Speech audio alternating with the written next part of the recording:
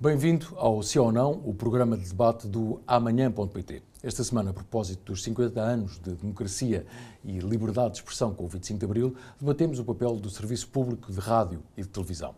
E a pergunta é, a RTP deve ser privatizada, pelo menos parcialmente?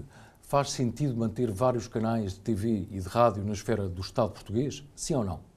Ora, comigo está Alberto Arons de Carvalho, professor da Universidade Autónoma de Lisboa e foi professor durante várias décadas da Universidade Nova de Lisboa, autor de diversos livros sobre o setor da comunicação social, aliás, foi secretário de Estado com esta tutela, e também Carlos Rodrigues, diretor-geral editorial do Grupo Média Livre, e que anteriormente se chamava Cofina, que tem marcas como o Correio da Manhã e a CMTV, que é líder de audiências do cabo, entre outras marcas de informação.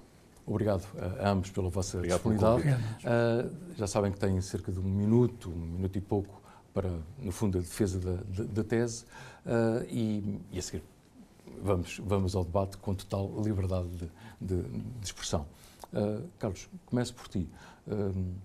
Defendes que deve haver alterações relativamente a, eventualmente, uma privatização parcial da RTP?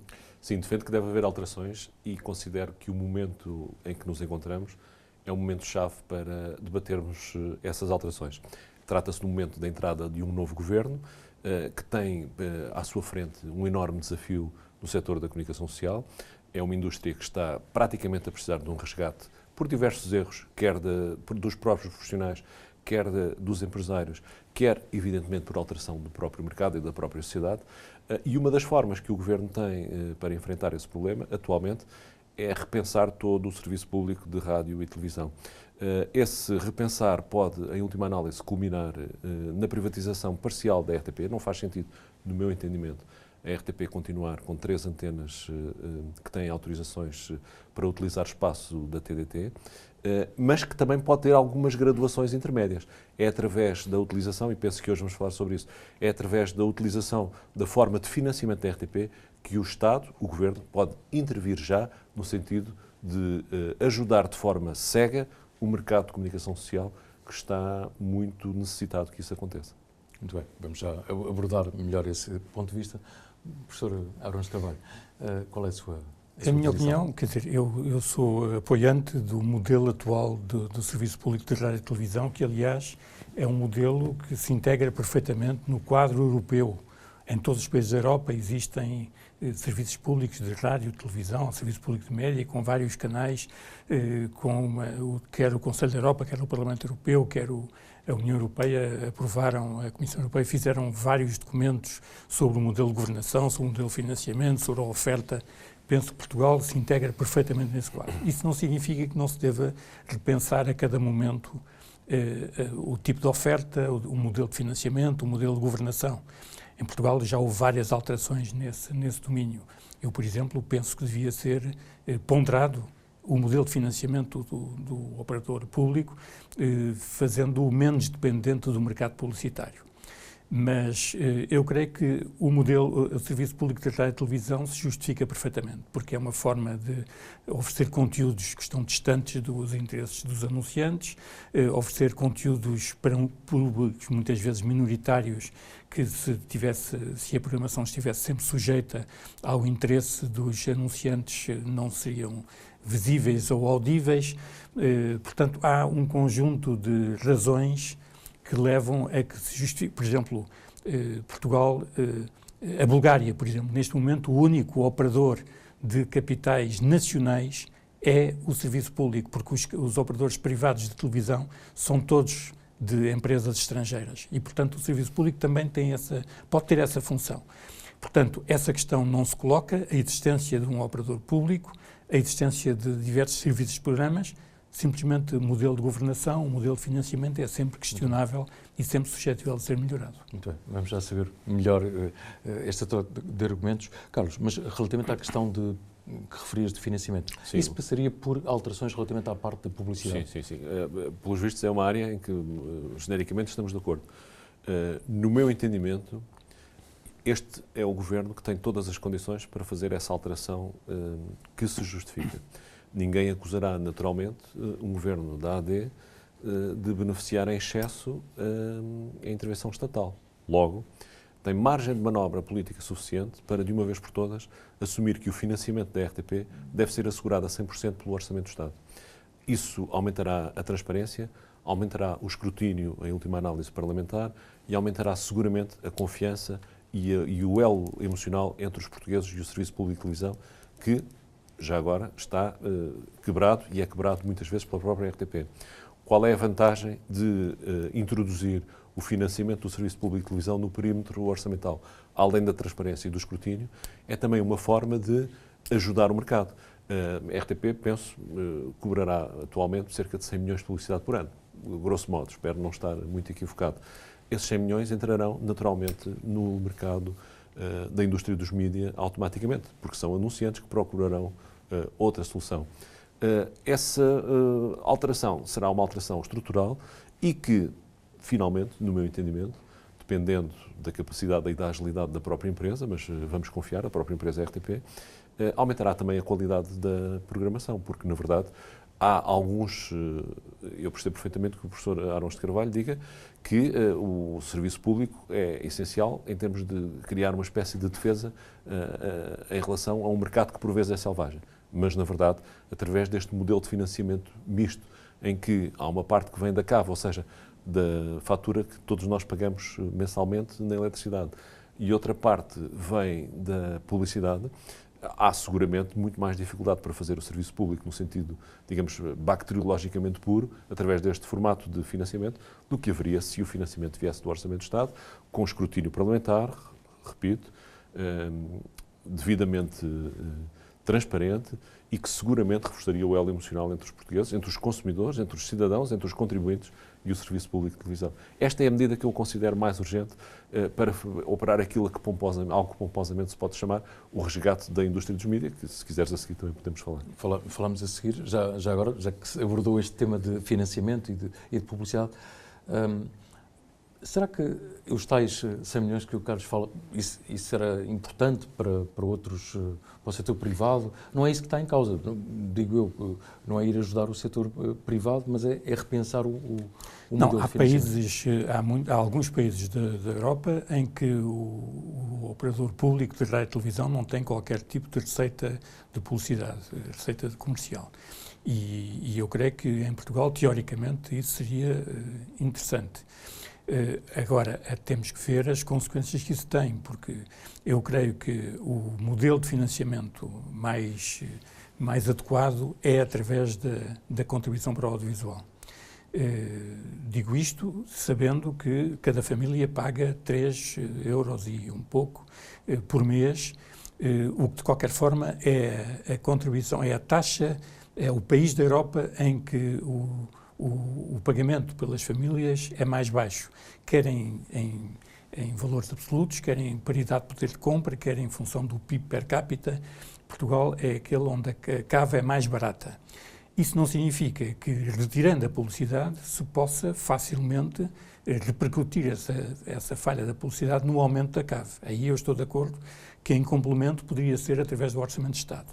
Simplesmente também temos que ver uma outra questão, é que a questão do Orçamento de Estado, já houve em Portugal um financiamento da RTP através do Orçamento de Estado e o que retiramos dessa experiência não é positivo, ou seja, isso estava dependente em cada ano do Orçamento de Estado aprovado pelo Parlamento, da conjuntura financeira, se era preciso, se os governos entendiam que era preciso fazer cortes no Orçamento de Estado, a RTP era um sítio bom para ir buscar esse dinheiro e o que houve foi... Mas isso poderia restringir de alguma forma também a própria autonomia a autonomia e a independência da RTP face ao poder político. Portanto, eu creio que eu prefiro a contribuição para o audiovisual ao Orçamento de Estado, que no fim acaba por ser pago também pelos portugueses no seu conjunto.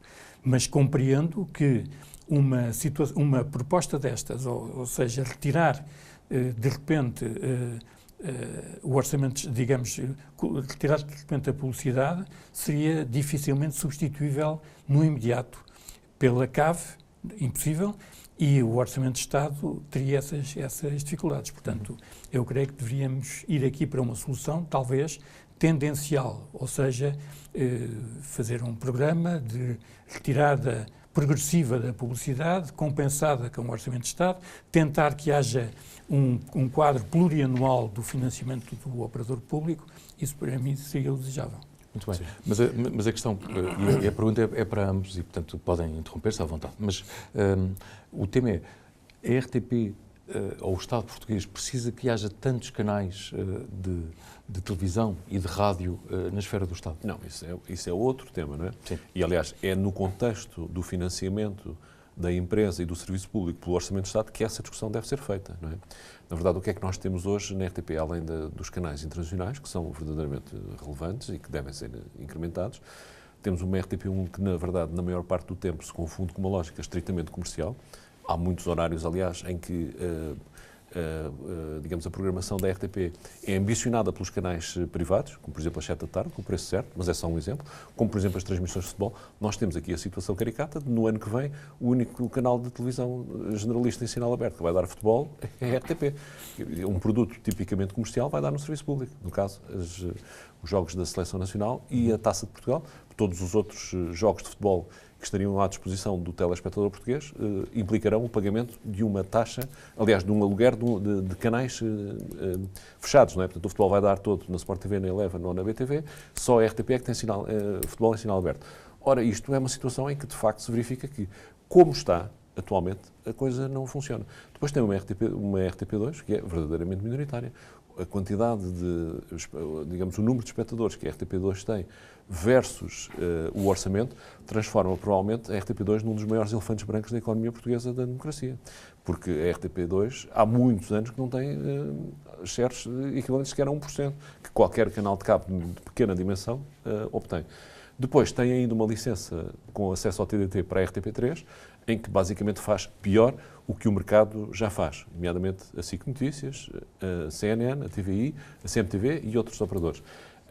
O momento de repensarmos este modelo global de televisão do Estado, de televisão pública, é verdadeiramente o momento em que pudéssemos definir a passagem do financiamento para o perímetro orçamental.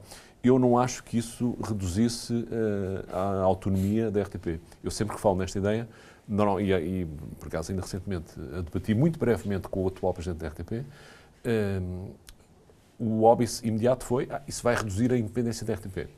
Não estou em crer que isso seja assim. Isso é o mesmo que dizer que qualquer outro serviço do Estado que é financiado a partir do perímetro orçamental deixa de ter autonomia. Não. Se houver uma lei-quadro que enquadre muito bem as fórmulas de autonomia de gestão e, naturalmente, editorial da RTP, isso está absolutamente fora de questão. Aliás, não há nenhum enquadramento legal em que o proprietário de uma televisão possa interferir nos seus conteúdos. Nenhum. Logo, naturalmente, também não haveria nenhum enquadramento legal em que o proprietário ou o financiador da RTP, no caso o Orçamento Geral do Estado, pudesse intervir nos conteúdos, eu já nem digo informativos, que esse então seria impensável, nos conteúdos de programação. Há canais a mais? Não há canais a mais. Portugal está no quadro europeu nessa matéria de forma equilibrada. Mas queria só esclarecer 2 ou 3 pontos e contrariar um pouco a opinião que foi aqui exposta. Eu creio que não está em causa, ao colocar o financiamento em grande parte no Orçamento de Estado, não está em causa a independência da informação, por exemplo. O que está em causa, a meu ver... Parecia que tinha levantado esse óbvio. Levantei essa questão mais do ponto de vista da previsibilidade. Eu creio que é muito difícil gerir uma empresa sem perceber qual é que vai ser no próximo ano o financiamento, sem ter a noção. Isso já foi assim no passado. Eu penso que isso é extremamente errado. Agora, eu queria discordar daquilo que foi dito sobre a programação, por exemplo, da RTP1. É claro que importa recordar aqui que a RTP não tem apenas 8 canais de televisão, tem também 7 de rádio, aliás, nenhum deles com publicidade. Mas em relação à RTP1, eu creio que é evidente a diferença que existe entre a programação da RTP1, a programação da SIC e a programação da TVI. Por exemplo, há um ano e pouco foi feito um estudo pela GfK que revelou que a RTP1 tinha mais do dobro dos programas de cultura geral e conhecimento em relação à SIC e à TVI. A RTP tem séries, a RTP tem documentários, coisa que a SIC e a TVI não têm. Foi aqui posto o exemplo do Joker. Bom, Do preço certo. Do preço certo. Mas o Joker também é um bom exemplo. Exato. Ou das novelas da Iurte que dão à hora do almoço, no canal público, quer dizer, que é uma coisa, essa sim, verdadeiramente digna de reflexão. As novelas da Iurte não pronuncio, não faço ideia do que é que está a falar, mas em relação as novelas da Record que dão à hora do almoço. Em relação ao preço certo, à hora em que a RTP está a dar o preço certo, a TVI está a dar o Big Brother. Não há aqui uma diferença fundamental. É evidente que há. Ou seja, mesmo no entretenimento, a RTP é o Taskmaster. A diferença normalmente são 50 a 60 mil espectadores. Não, ou para um lado ou para o outro. Não estou a falar Na verdade, em termos sob o ponto de vista conceptual, estou a falar em termos de tipo de conteúdo, digamos, tipo de programação. O Preço Certo é um programa de humor para ser visto pelo conjunto das famílias, que tem uma enorme audiência. O Big Brother e outros já são, e algumas telenovelas já são diferentes. Portanto, há aqui uma diferença de qualidade. Deixe-me só esclarecer uma coisa sobre isso. Eu tenho o máximo respeito pelo Fernando Mendes e acho, aliás, tenho pronunciado publicamente sobre isso, o Preço Certo, um formato absolutamente notável. Isso não está em causa, evidentemente. Além disso, cumpre uma função essencial, que é a função do Serviço Público de Televisão, não da RTP, mas de todo o meio televisivo, que é fazer companhia às pessoas que estão em casa àquela hora. Portanto, não está em causa a qualidade nem do programa, nem do Fernando Mendes. O que estávamos a debater é, será que essa é a opção certa para a RTP1, entendida como canal principal do Serviço Público em Portugal? Esse é o tema. E o professor diz que a RTP tem muitos documentários e séries, etc. É evidente, mas todos os outros canais também têm. Não, a SIC e a TV não têm. Então não tem. Não, tem. Quer dizer, não me cabe aqui a mim, naturalmente, não me cabe a mim, naturalmente, estar a defender a programação da SIC e da RTP. Mas, quer dizer, até, por exemplo, em termos da vida animal, a SIC, por acaso, tem excelentes produtos. Quer dizer, isso acho que não está em causa. Mas o que eu gostava só de deixar claro é que parece-me extremamente perigoso, e acho que este é o momento para ultrapassarmos isso, nós debatermos o serviço público fazendo crítica à televisão. O tema aqui principal não é a maior ou menor valia do Fernando Mendes e do Preço Certo, a maior ou menor valia do BBC Vida Selvagem ou dos documentários equivalentes que a RTP dá, do Joker ou do Big Brother. Eu penso que nós devemos tentar furtar o debate desse tema. Devemos pô-lo em termos programáticos e de princípio. E, na verdade, em termos programáticos e de princípios, no meu entendimento, de Serviço Público de Televisão, é algo que é incompatível, neste momento, com estar uma estação no mercado a competir pelo orçamento publicitário compita com os operadores privados. A diferença entre a RTP e os canais que lideram o mercado televisivo está a diminuir. Não é muito grande, é razoável. Tem diminuído. Está a diminuir a diferença, RTP, não é? Sim, a diferença, pois, exato. Portanto, a programação da RTP tem um certo sucesso. O problema é que nós não podemos pensar a RTP nesse formato. Devemos pensar de outra forma, que é qual é a minha forma de financiar e depois ver outro tipo de serviços, como por exemplo a RTP3, que essa sim... Mas deixa-me só concluir com o professor. Estou de acordo com o que foi dito. A visão, mas a pergunta era... há canais a mais, justifica até pela argumentação agora do Carlos, relativamente à RTP3. Eu creio que todos os canais, todos os serviços públicos de televisão na Europa têm um serviço de notícias. E a RTP, ainda por cima, tem uma rede de correspondentes superior aos operadores privados e deve aproveitar isso. Tem uma presença no território nacional diferente, tem a componente também da RTP África e da RTP Internacional e pode aproveitar esse facto com os correspondentes e as delegações nesses países africanos de língua portuguesa. Portanto, seria impensável que a RTP não tivesse um canal de informação. Poder-se-á dizer tem menos qualidade do que, eventualmente, por exemplo, a SIC Notícias. É possível que sim e deveria ser, eventualmente, reformulado. Mas penso que a RTP faz falta um canal de serviço público ligado à informação, independente, plural, e penso que ninguém acusará a RTP3 ou a própria informação da RTP1 de não ser independente e plural neste momento. Mas o professor, como bem sabe... aliás, nós fomos alunos do professor, não é? Mas por aquilo que é também a sua análise, por exemplo, relativamente à parte internacional ou da parte de imagem externa também do país, através da RTP Internacional, da RTP África, isso não deveria ou poderia ser repensado? A situação é uma questão muito melindrosa. Saber se, por exemplo, a colocação das delegações dos correspondentes tem uma lógica meramente informativa ou pode haver também uma lógica do mercado económico, dos interesses de Portugal no estrangeiro, da política externa, etc. É uma questão difícil, é evidente que se coloca também quando olhamos para a agência Lusa. Mais uma vez, o financiamento através do Orçamento de Estado clarificaria e transformaria essas opções em opções mais transparentes. Não é? O que o professor está a dizer é que a RTP, em algumas vertentes, tem uma dimensão de, digamos, braço armado, entre aspas, da política externa do Estado português. Não sei se deve ter, quer dizer, é discutível. É discutível se deve ter. Eu gostava de voltar só um bocadinho atrás à RTP3. O que o professor diz faz sentido. Mas depois, como é que, relativamente à RTP3, apesar de a rede de correspondentes da RTP não ser a melhor do país, a melhor é a do Correio da Manhã de longe, e aliás, a RTP, eu, no meu caso, sentir-me envergonhado se fosse responsável pela RTP e tivesse uma estação, uma rede privada com um acesso ao país muito mais ramificado do que a televisão do Estado. Mas como é que depois conjuga a existência da RTP3 com a RTP2?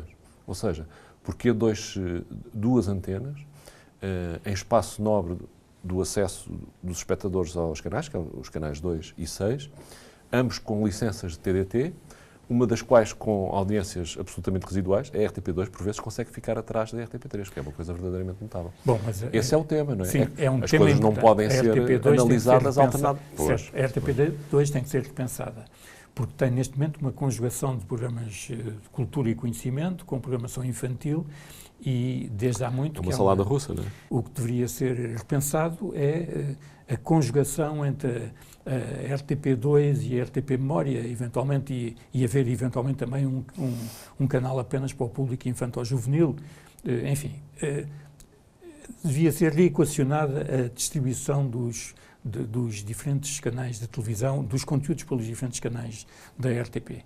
Mas, enfim, até agora isso tem sido refletido pela RTP, mas não tem tido, digamos, acolhimento por parte do Governo, porque pode eventualmente também suscitar um aumento da despesa em relação ao serviço público, e não tem havido desde 2016 que a norma que vem na lei da televisão, segundo a qual a CAV deve ser atualizada anualmente de acordo com a inflação, não tem sido aplicada. E, portanto, isso tem, digamos, a RTP não tem tido dificuldades do ponto de vista financeiro, porque tem havido também um aumento paralelo dos contadores de eletricidade, e tem havido uma enorme contenção na RTP no aumento da despesa, o que significa que a RTP tem uma situação financeira equilibrada, mas isso põe em causa a oferta do Serviço Público de Rádio e Televisão, e isso devia ser reequacionado. Meus caros, como sabem, é a ter do tempo, mas no minuto, preocupação e sugestões relativamente ao próprio mercado dos média, numa altura, né, numa semana que celebramos o 25 de Abril e os 50 anos da democracia. Eu penso que é urgente que este Governo olhe para o setor. As medidas devem ser sempre cegas, porque a partir do momento em que se estabeleça qualquer tipo de suspeita junto do leitor, do espectador, do cidadão, de que o Estado está a pagar jornalismo, é o fim do jornalismo. Porém, deve haver um olhar para esta indústria, porque esta indústria não é uma indústria qualquer. Não se fazem jornais, rádios ou televisões, não se faz jornalismo livre e independente, como se fazem sapatos, canetas, esferográficas ou casacos. Há, ao nível dos custos de contexto, uma série de ajudas e de benefícios fiscais que devem ser equacionados o mais depressa possível, por todas as empresas que fazem jornalismo têm contas da luz, da água, têm derramas autárquicas, todas essas situações, o que eu chamo os custos de contexto, devem ser intervencionados. Em segundo lugar, o Estado deve olhar rapidamente para um problema que eu ando a falar há 2 anos e que é um problema cada vez mais candente, que é o território nacional, muito em breve, corre o risco de deixar de ter jornais em todo o país. Nós temos um problema seríssimo na distribuição dos jornais e eu não me resigno a viver num país onde não há jornais, porque ler jornais é saber mais. Eu sei que sou considerado suicidário na indústria por ter dado a primeira entrevista como diretor do Correio da Manhã a dizer eu acredito no papel, mas na verdade acredito no papel e na verdade não estou disponível, eu e a minha equipa, para abdicarmos do papel. E dessa forma é preciso que o Estado português tome uma decisão, está ou não disponível para que deixe de haver jornais em todo o território nacional. Se não está disponível, é preciso atuar urgentemente.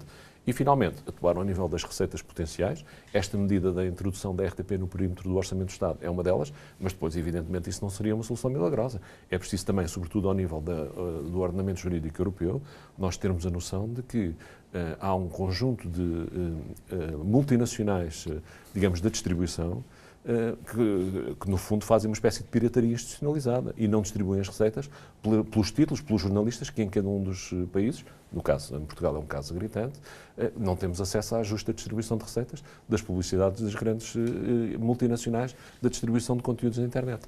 Portanto, é urgente um plano de resgate da indústria dos média. Evidentemente, da parte da indústria dos média, sobretudo das classes representativas dos jornalistas e dos empresários, é também preciso fazer um balanço sobre se estão todos a fazer o melhor trabalho que devem fazer. E eu penso que esta parte da autocrítica também não tem acontecido, e aqui, em nome da classe jornalística, também posso falar, não tem acontecido como deve acontecer. Muito sucintamente são estes os pontos que eu acho mais importantes e mais urgentes e que neste momento há condições únicas, políticas, para que possam ser atalhadas. Muito bem.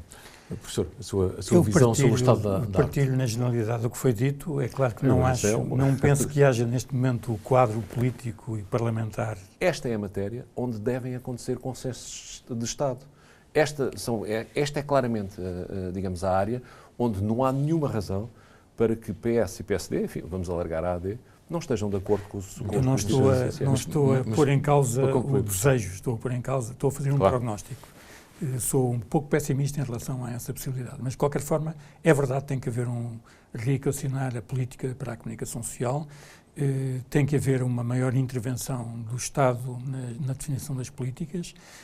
Eu creio que é muito grave aquilo que se passa na comunicação social regional e, portanto, o chamado deserto das notícias, o interior do país está progressivamente a ficar sem jornais regionais, e não me refiro apenas aos jornais na versão papel, também online. Isso é muito preocupante e, portanto, o regime de incentivos do Estado à comunicação social regional local tem que ser reequacionado. Tal como também tem que haver uma revisão da lei de imprensa, que tem muitos anos já, tem que haver portanto, uma política de apoios à comunicação social, uma vez que ela tem, de facto, um papel insubstituível nas democracias políticas e, portanto, eu estou de acordo com o que foi dito. Muito bem. Agradeço imenso a vossa disponibilidade. Não era isto que estavas à espera? Não, mas é houve mais momentos de acordo do que desacordo, é sim, mas é normal nestes debates, no final, as pessoas, nas questões fundamentais, estarem de acordo. Eu acho que é útil também este serviço público que também, de alguma forma, fazemos. Agradeço-vos bastante, até porque não é tabu debater ou colocar a questão da privatização da RTP, Exato. Já agora o disclaimer, durante muitos anos, nos anos 90, e foi aí que eu comecei na televisão, foi na RTP e no jornalismo económico, e portanto tenho o maior respeito, mas a ideia não é criarmos aqui algum tabu, porque existe esta grande vantagem que hoje olhamos para trás e vimos 50 anos de democracia e de liberdade de imprensa e liberdade de expressão, e é um luxo, entre aspas, mas que temos de continuar a cuidar. Muito obrigado. Obrigado. É tudo. Pode ver o debate no site amanhã.pt, que está disponível na plataforma Sapo, também na Euronews, fica disponível no canal YouTube em português. Pode ouvir o podcast e, claro, ler no jornal Portugal Amanhã, que sai habitualmente com o sol. Conto consigo na próxima semana, em liberdade sempre.